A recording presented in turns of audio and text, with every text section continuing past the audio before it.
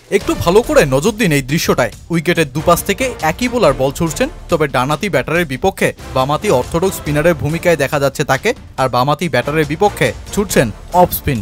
একজন বোলার এক হাতেই বল ছুড়বেন, হোক সেটা ডান কিংবা বাম। এটাই তো ক্রিকেটের নিয়মে স্বাভাবিক, কিন্তু শ্রীলঙ্কান ক্রিকেটে এই গল্পগুলো একটু আলাদাই হয়। মুত্তিয়া মুরালি ধরনদের দেশে দেখতে পাওয়া যায় একই সাথে দুই হাতেই বল করতে পারা বোলারদের। কামেন্দু মেন্ডিসের পর এবার থারিন্দু রত্নায়কের মতন সব্যসাচী বোলার এখন আলোচনার কেন্দ্রে, আর এই বহুরূপী স্পিনারের বিপক্ষে টেস্টের লড়াইয়ে নামতে হচ্ছে বাংলাদেশ দলকে।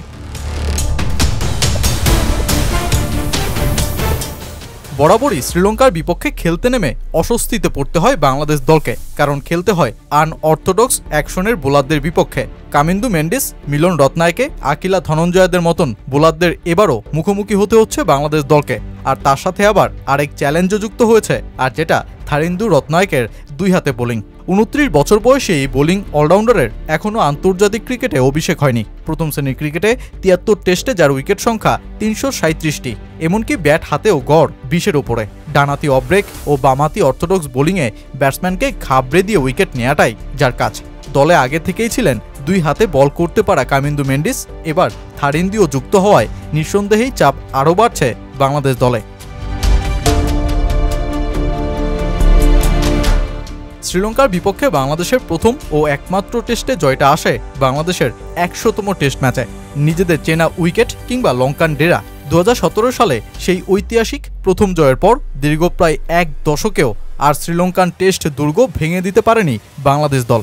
এবার তো তামিম সাকিববিহীন বাংলাদেশকে তাই নতুন প্রজন্মের চাপটাও বইতে হবে, যেখানে গোটা দলে সবচেয়ে অভিজ্ঞ বলতে মুশফিকুর রহিম ও মুমিনুল হক।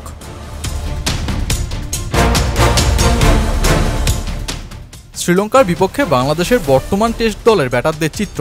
লঙ্কানদের ডেরায় মুশফিকই সবচেয়ে সফল এই দলে। 8 ম্যাচে 689 রান, 62 গড়, 1টি সেঞ্চুরি।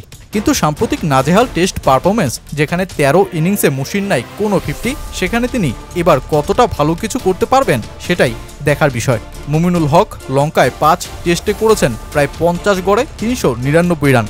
নাজমুল হোসেন শান্ত 2 টেস্টেই 1টি সেঞ্চুরির দেখাটাও পেয়েছেন, তবে লিটন শ্রীলঙ্কার মাটিতে বড্ড ব্যর্থ। 3 টেস্টে রান মোটে 115।